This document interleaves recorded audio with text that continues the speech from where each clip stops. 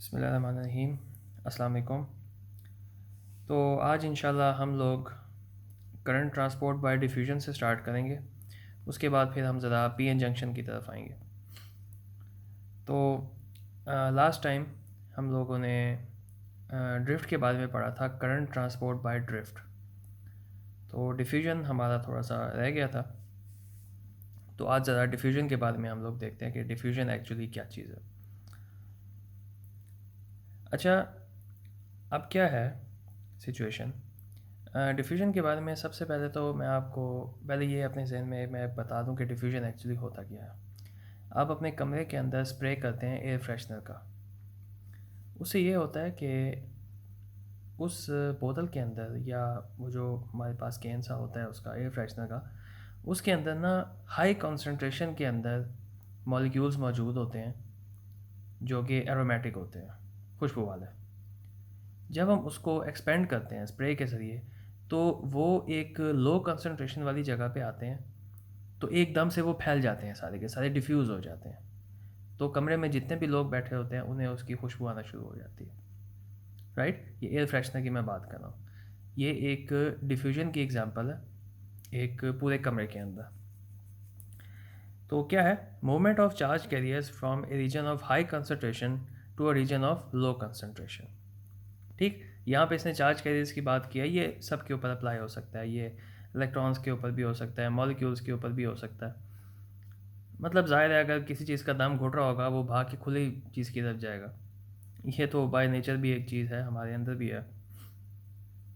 तो ये डिफ्यूजन का एक प्रोसेस होता है कि तमाम चीज़ें इक्वली, मतलब कंसंट्रेशन न्यूट्रलाइज कर देना चीज़ों की, इसको डिफ्यूजन कहते हैं। अब क्या चीज़ है यहाँ पे, मैं अगर इसको एक एन टाइप सेमीकंडक्टर की एग्जांपल में इसको समझाने की कोशिश करूँ। मैंने यहाँ पे कुछ इलेक्ट्रॉन्स इंजेक्ट किए, ठीक। तो स्टार्ट में क्या हुआ, स्टार्ट में इस जगह के ऊपर जब हमारे पास डिस्टेंस ज़ीरो था, यहाँ से लेके यहाँ तक हमारे पास मैक्सिमम डिस्टेंस है, ये डिस्टेंस x है।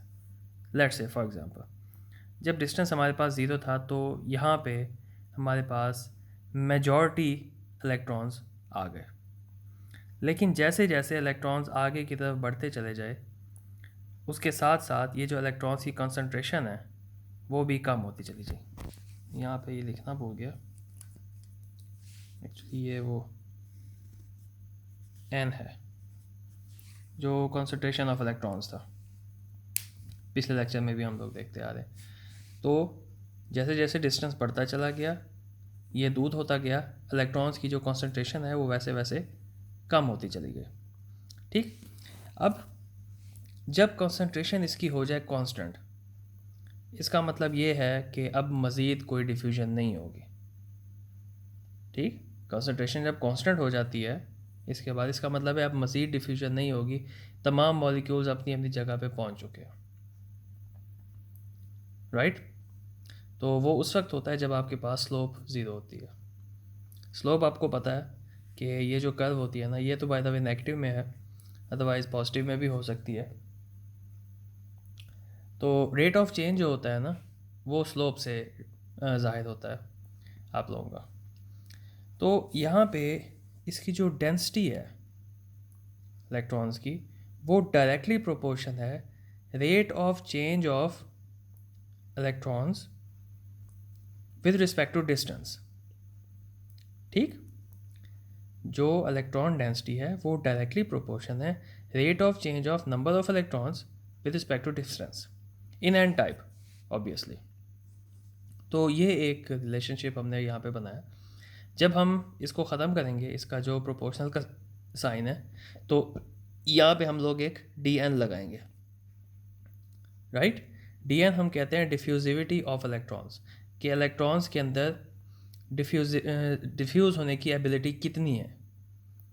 राइट, तो अब ये जेट चूँकि हम लोगों ने बनाना होता है डेंसिटी ऑफ इलेक्ट्रॉन, तो डेंसिटी ऑफ इलेक्ट्रॉन पर सेंटीमीटर स्क्वायर, तो देयरफॉर यहाँ पे हमें एक क्यू भी लगाना पड़ेगा ताकि हमारे जो ये यूनिट्स हैं ना, ये न्यूट्रल हो सके।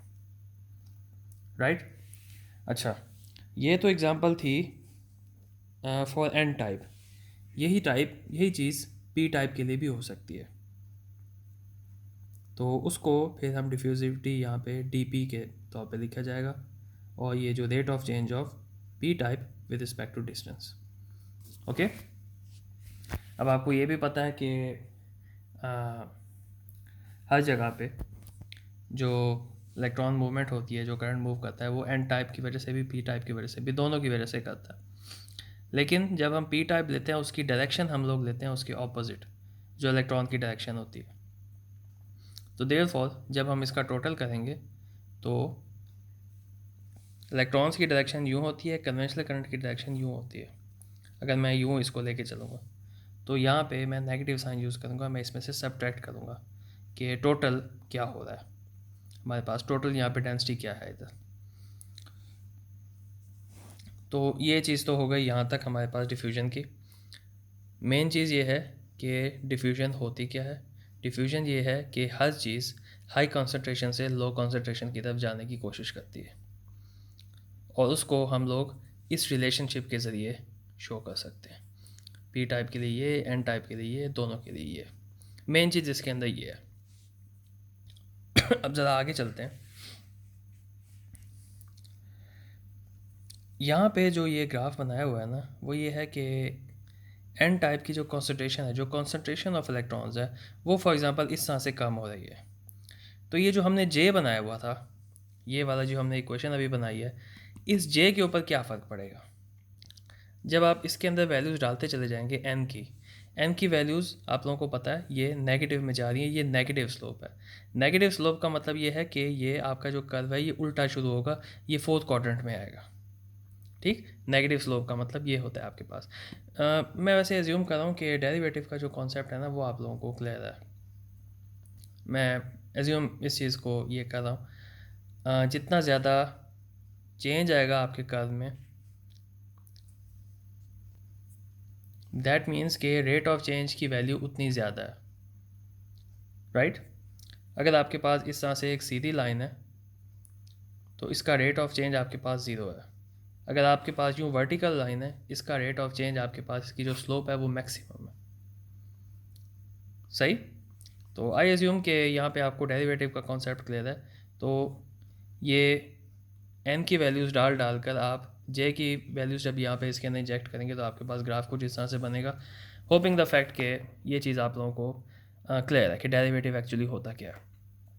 नहीं तो मुझसे पूछ लीजिएगा, मैं आपको बता दूँ। ओके, अच्छा, अब यहाँ पे एक और चीज़ आप देख सकते हैं कि जो डेंसिटी ऑफ इलेक्ट्रॉन है ना, ये कम हो रही है। अब ये ऐसा कम क्यों होता है?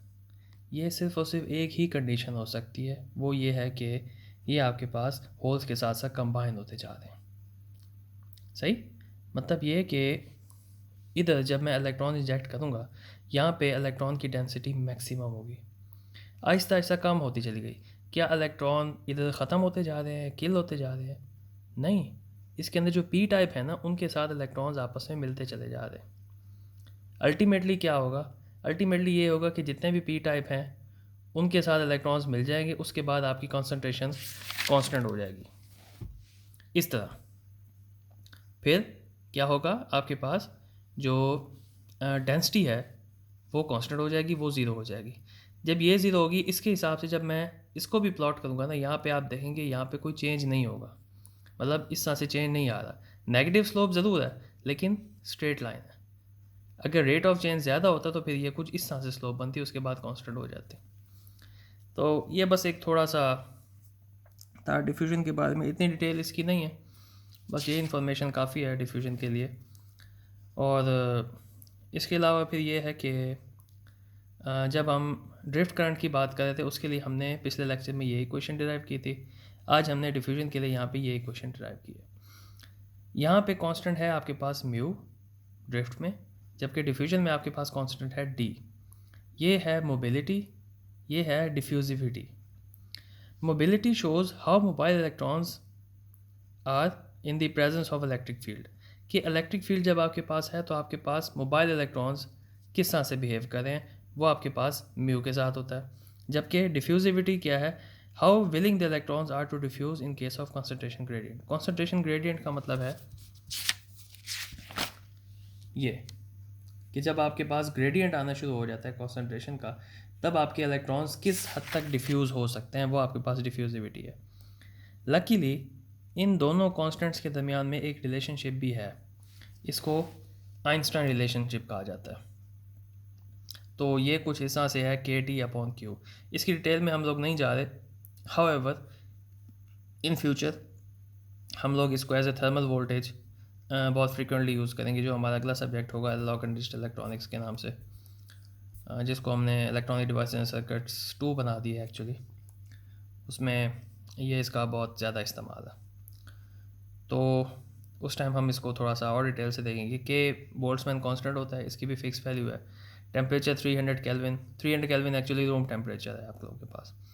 और Q है चार्ज ऑन इलेक्ट्रॉन, तो 1.6 × 10⁻⁻19 कूलम है। ये वैल्यू जब इसमें डालेंगे तो आपके पास 26 मिली वोल्ट आएगा। ये वोल्टेज का यूनिट बनता है एक्चुअली आप लोगों के पास।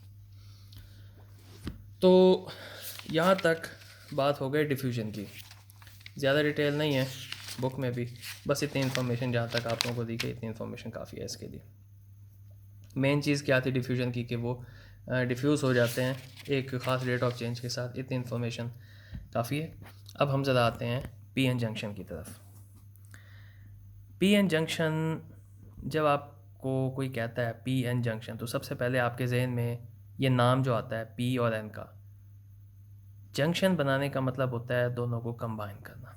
P और N को आपस में दोनों को कंबाइन करना। इससे पहले कि हम PN जंक्शन की तरफ जाएं, अपना इंटरेस्ट डेवलप करने के लिए हम छोटा सा एक्सपेरिमेंट करते हैं। पहली ये है कि मैं एक एन टाइप पकड़ता हूँ, एक N type material, silicon doped with phosphorus obviously, और दूसरा मैं पकड़ता हूँ एक PN जंक्शन, मार्केट से PN जंक्शन एक लेके आता हूँ। डायोड की बात कर रहे हैं यहाँ पे हम लोग। बाय द वे ये एक्सपेरिमेंट तो आपने लैब में किया होगा पिछली।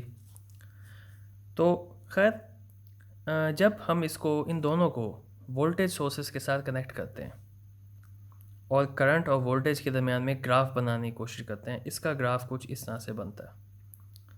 लास्ट टाइम हमने देखा था कि ये सिंपली एक रेजिस्टर के तौर पे बिहेव करता है। ρL/A हमने रिलेशनशिप भी यहाँ पे प्रूव किया था। तो ये सिंपली रेजिस्टेंस के तौर पे बिहेव करता है, और इसकी जो स्लोप होती है वो 1/R होती है इस लाइन की। जबकि ये जो PN जंक्शन है आपके पास, ये सिंपली रेजिस्टर के तौर पे बिहेव नहीं करता। जब वोल्टेज पॉजिटिव होती है आपके पास, ये कुछ इस तरह से जाता है। जब वोल्टेज नेगेटिव होती है तो पहले सीधा जा रहा होता है, थोड़ा सा इसमें नेगेटिव स्लोप आता है, फिर एकदम से ये ब्रेक डाउन में चला जाता है। तो अब ऐसा क्यों करता है ये हम इंशाल्लाह अभी थोड़ा सा समझने की कोशिश करते हैं। तो जैसा हमने लास्ट टाइम किया था इस बुक के अंदर, फंडामेंटल्स ऑफ माइक्रो इलेक्ट्रॉनिक्स में, तो नॉर्मली इनका स्टाइल यही है डॉक्टर फैज़ाद रज़वी का। वैसे पहले क्वेश्चंस कुछ बता देते हैं इंटरेस्ट डेवलप करने के लिए, फिर उनको एड्रेस करने की कोशिश करते हैं। तो पहली चीज़ तो ये है कि how do the charge carriers redistribute themselves after the PN junction is formed. जब PN जंक्शन बन जाता है तो चार्ज कैरियर एक दूसरे को रीडिस्ट्रीब्यूट किस तरह करते हैं। दूसरा ये कि how PN junction behave under number A equilibrium, number 2 reverse bias, number 3 forward बाइस। इक्विलिब्रियम का मतलब ये है कि इस PN जंक्शन के साथ मैं कुछ कनेक्ट नहीं कर रहा। रिवर्स बाइस का मतलब ये है कि P के साथ मैंने कनेक्ट कर दिया negative terminal of the battery, N के साथ कनेक्ट कर दिया forward terminal, positive terminal of the battery. जबकि फॉरवर्ड बाइस का मतलब है P के साथ पॉजिटिव, N के साथ नेगेटिव। तो खैर आज हम ज़रा इक्विलिब्रियम को देखते हैं। कल इंशाल्लाह या नेक्स्ट लेक्चर जब भी होगा हम लोग रिवर्स बाइस और फॉरवर्ड बाइस को देखेंगे। अच्छा, इससे पहले इक्विलिब्रियम को देखने से पहले हम लोग कुछ अपने बेसिक्स जो थे कुछ रिकॉल करते हैं और कुछ बेसिक्स अपने क्लियर करते हैं। इंटरेस्टिंग बात है, सुनो ज़रा। ये तो खैर चलो ये एक छोटा सा रिकॉल ही है, लास्ट लेक्चर में भी हमने ये चीज़ देखी थी। एन टाइप मटेरियल में क्या होता है, मेजॉरिटी चार्ज कैरियर्स आपके पास एन टाइप होते हैं, माइनॉरिटी चार्ज कैरियर्स आपके पास पी टाइप होते हैं। इसको हम रिप्रेजेंट करते थे ND के साथ, और अकॉर्डिंग टू द फार्मूला जो हमने लास्ट टाइम डिराइव किया था, पी टाइप के लिए हम लोग ये फार्मूला यूज़ करते हैं। यहाँ से हमारे पास number of P type atoms आता है। ओके, इसी तरह पी टाइप में मेजॉरिटी चार्ज कैरियर्स आप लोगों के पास होल्स होते हैं, माइनॉरिटी चार्ज कैरियर्स आप लोगों के पास इलेक्ट्रॉन्स होते हैं। अब बात यह है कि पी एन जंक्शन में पी टाइप हो या एन टाइप हो, यहाँ पर मेजॉरिटी तो होल्स हैं लेकिन कुछ इलेक्ट्रॉन्स भी तो हैं। एन टाइप है, यहाँ पे मेजॉरिटी इलेक्ट्रॉन्स हैं लेकिन कुछ होल्स भी तो हैं। तो यहाँ पे जो हमारे पास होल्स या इलेक्ट्रॉन्स हैं उनको मैं एक सबस्क्रिप्ट पी के साथ शो करूँगा, मतलब समझाने के लिए, अपनी आसानी के लिए, ताकि पता चले कि ये पी टाइप का होल है या पी टाइप का वो इलेक्ट्रॉन है। P P P N, P type के अंदर जो होल है वो पी पी के साथ, पी टाइप के अंदर जो इलेक्ट्रॉन है वो एन पी के साथ, सबस्क्रिप्ट पी लग जाएगा दोनों के साथ। यही काम मैं एन टाइप के अंदर करूँगा कि एन टाइप में भी मेरे पास होल्स भी हैं, इलेक्ट्रॉन्स भी हैं, लेकिन जो एन टाइप का इलेक्ट्रॉन होगा उसको मैं एन एन से शो करूँगा और जो एन टाइप का होल होगा उसको मैं पी एन से शो करूँगा। ओके, अच्छा, और तो दूसरी बड़ी इंपॉर्टेंट बात यह है कि ये जो पी एन जंक्शन बनता है ना, ये ऐसे नहीं होता कि मैं एक पी टाइप लेके आ गया मार्केट से, मतलब फॉस्फोरस डोप्ड सिलिकॉन, और दूसरा एक एन टाइप लेके, सॉरी उल्टा बोल गया, पी टाइप का मतलब boron doped silicon, N type का मतलब फॉस्फोरस डोप्ड सिलिकॉन। ये मैं दो लेके आ गया और इन दोनों को मैंने आपस में पकड़ के जोड़ दिया या मे बी मेल्ट कर दिया या डिफ्यूज़ कर दिया, ऐसे नहीं होता। ये बड़े स्पेशल प्रोसेसेस के ज़रिए ये बनता है। It has to be a crystal, इसको क्रिस्टल होना चाहिए, ये तब जाके पी एन जंक्शन बनता है आप लोगों के पास। और ये 2 टर्मिनल डिवाइस होती है, 2 टर्मिनल डिवाइस, जिससे आप लोगों के पास रजिस्टर है, कैपेसिटर है, इंडक्टर है। ट्रांसफार्मर आप लोगों के पास मल्टी टर्मिनल डिवाइस होती है, ट्रांसफार्मर जिस तरह आप लोग देखते हैं। लेकिन आप पी एन जंक्शन को कंसिडर करें एज ए 2 टर्मिनल डिवाइस, जिससे आपके पास रजिस्टर होता है, 2 टर्मिनल्स हैं इसके। अच्छा, और इक्विलिब्रियम पे बढ़ने से पहले एक छोटा सा बेसिक कॉन्सेप्ट, एक छोटी सी ऑब्जर्वेशन हम लोग अपने अंदर क्लियर कर लें कि चाहे सिलिकॉन हो एन टाइप, मतलब एन टाइप से मुराद ये है कि सिलिकॉन है उसको मैंने डोप किया हुआ है फॉस्फोरस के साथ, इसके ऊपर नेट चार्ज क्या होगा? मैं आपसे कहता हूँ कि इसके ऊपर नेट चार्ज होगा 0। नज़र एन आ रहा है, आपके जहन में आ रहा होगा नहीं यार इसमें तो वो होना चाहिए, क्या नाम है इसका, नेगेटिव चार्ज होना चाहिए। नहीं भाई, बात यह है कि इसके अंदर जितने भी एटम्स हैं वो एटम के तौर पे सब के सब न्यूट्रलाइज्ड हैं, इसका नेट चार्ज 0 है। अंदर होल्स और इलेक्ट्रॉन्स के दरमियान जो मर्जी चपकलिस चल रही हो, लेकिन एक एटम के अंदर जितने नंबर ऑफ़ इलेक्ट्रॉन्स होते हैं उतने ही नंबर ऑफ़ प्रोटॉन्स होते हैं। तो ये जो पूरे का पूरा इट्सेल्फ क्रिस्टल है, इसका जो नेट चार्ज है ना वो 0 है। लेकिन अगर मैं इसमें से एक इलेक्ट्रॉन बाहर निकाल लेता हूँ तब क्या होगा? तब इसका नेट चार्ज 0 नहीं होगा पूरे क्रिस्टल का, तब ये आयन बन जाएगा पॉजिटिव आयन। इसी तरह अगर मेरे पास एक पी टाइप हो, उसमें से मैं एक होल निकाल लूँ तो वो एक नेगेटिव आयन बन जाता है। ओके, अब ये जो कुछ बेसिक कॉन्सेप्ट्स हैं ना, ये मैं लेके चलूँगा जब हम लोग इंशाल्लाह पी एन जंक्शन को अंडर इक्विलिब्रियम पढ़ेंगे। तो देखो ज़रा, P N junction in equilibrium.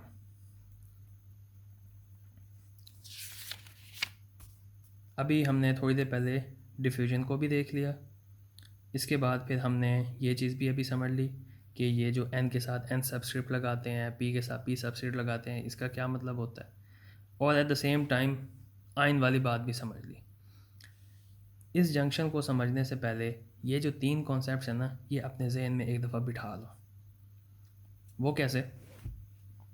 देखो ज़रा, ये जो ऊपर लाइन लगी हुई है ना, इसका मतलब ये है कि ये एन टाइप में इलेक्ट्रॉन्स मेजॉरिटी में हैं as compare to holes. n is greater than p in n, right? p type में होल्स ज़्यादा हैं एज़ कंपेयर टू इलेक्ट्रॉन्स। ठीक, डिफ्यूजन का कॉन्सेप्ट अभी थोड़ी देर पहले हमने पढ़ा। यहाँ पे इलेक्ट्रॉन्स हाई कंसंट्रेशन में हैं, यहाँ पे इलेक्ट्रॉन्स लो कंसंट्रेशन में। तो क्या ख्याल है, ये इलेक्ट्रॉन्स इधर जाने की कोशिश करेंगे डिफ्यूज़ होने के लिए? यहाँ पे होल्स हाई कंसंट्रेशन में हैं, यहाँ पे होल्स लो कंसंट्रेशन में हैं। तो क्या ख्याल है, ये होल्स इधर जाने की कोशिश करेंगे, ये हाई कंसंट्रेशन वाले लो कंसंट्रेशन की तरफ आने की कोशिश करेंगे? यस, बिल्कुल करेंगे। डिफ्यूजन का प्रोसेस यहाँ पे हो सकता है, डिफ्यूजन की वजह से करंट फ्लो कर सकता है, चार्ज कैरियर्स ट्रांसपोर्ट हो सकते हैं थ्रू डिफ्यूजन। अंदर जो प्रोसेस हो रहा है ना, वो वही हो रहा है। यहाँ पे होल्स ज़्यादा हैं, ये होल्स इधर आएंगे, यहाँ के इलेक्ट्रॉन्स इसको फिल करेंगे, अंदर प्रोसेस वही है, लेकिन theoretically it is diffusion. Okay, तो ये प्रोसेस यहाँ पे होगा, डिफ्यूजन का प्रोसेस। अच्छा जी, डिफ्यूजन के नतीजे में होगा क्या? जब यहाँ से मैंने आपको बताया कि एक इलेक्ट्रॉन निकल के इधर आएगा, तो क्या ख्याल है, यहाँ पॉजिटिव चार्ज आ जाएगा कि नहीं आ जाएगा? यस, इस पूरी जगह के ऊपर पॉजिटिव चार्जेस डेवलप हो जाएंगे। इसी तरह इस पूरी जगह के ऊपर नेगेटिव चार्जेस डेवलप हो जाएंगे। फिर क्या होगा, जब यहाँ पॉजिटिव और नेगेटिव चार्जेस आ जाएंगे इसके दरमियान में, जहाँ पे वो क्रिस्टल के दोनों जंक्शंस आपस में मीट कर रहे होते हैं, वहाँ पर आपके पास एक इलेक्ट्रिक फील्ड डेवलप हो जाएगी। ठीक, अब इलेक्ट्रिक फील्ड एक्चुअली करेगी क्या? इलेक्ट्रिक फील्ड ये करेगी कि जब इधर इस जगह पे ये इन पॉजिटिव्स के साथ कोई पॉजिटिव चार्ज आएगा यहाँ से मोस्ट लाइकली, तो ये इसको रिपेल करेगा। इसी तरह जब यहाँ से एक इलेक्ट्रॉन आएगा, ये वाला इलेक्ट्रॉन्स जो खड़े हैं, ये जो नेगेटिव चार्जेस हैं, ये इसको रिपेल करेंगे यहाँ पे। तो अल्टीमेटली यहाँ पे जो फ्लो ऑफ करंट है ना इन दोनों के दरमियान में, वो रुक जाएगा। राइट, पहले क्या हुआ था, यहाँ से जो इलेक्ट्रॉन्स हैं ये दाने की कोशिश करे, ये अपनी कंसंट्रेशन को इस तरह से लूज़ करा था, उसकी वजह से यहाँ पे एक मोमेंटरली थोड़ी देर के लिए करंट फ्लो करना शुरू हुआ। कन्वेंशनल करंट की डायरेक्शन थी पॉजिटिव से नेगेटिव, इस तरह से। ठीक, लेकिन आफ्टर अ सर्टेन टाइम यहाँ पे आपके पास पॉजिटिव और नेगेटिव आयंस का एक जंक्शन बन गया और उसने इलेक्ट्रिक फील्ड पैदा कर ली। इस इलेक्ट्रिक फील्ड की वजह से मज़ीद डिफ्यूजन अब नहीं हो सकती और इसको हम लोग कहते हैं डिप्लीशन रीजन, क्योंकि इसने फ्री चार्ज कैरियर्स को डिप्लीट कर दिया यहाँ पर। राइट, तो आई होप आज का कुछ लेक्चर समझ में आया होगा। अब आप लोगों ने ऐसा करना है, मैं बुक का चैप्टर नंबर 2 जो है ना, मैं वो पढ़ा रहा हूँ एक्चुअली। ये मॉडिफिकेशन ऑफ करंट डेंसिटी ये हम पिछले लेक्चर में देख चुके हैं और ये एग्जांपल भी मेरे ख्याल से मैंने करवाई है। एग्जांपल बाय द वे आप लोगों ने खुद करनी है। ये डायग्राम भी मैं बना चुका हूँ पिछले में और ये भी सारा हो चुका है।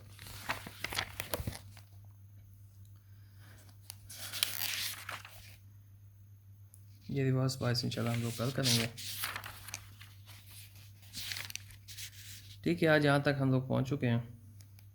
तो आप लोगों से ये रिक्वेस्ट है मेरी कि ये जो इस तरह की एग्जांपल्स हैं ना 2.11 तक, ये आप बुक खोलें, ये एग्जांपल्स अपनी अच्छी तरह से प्रैक्टिस करें। तो एग्ज़ाम की जब बारी आएगी तो फिर मैं आपको एग्ज़ाम के बारे में बताऊंगा। हो सकता है कि जिन सरप्राइज़ क्विज़ भी ले लूँ। तो ठीक है, इंशाल्लाह अगली क्लास में मुलाकात होती है। Thank you so much.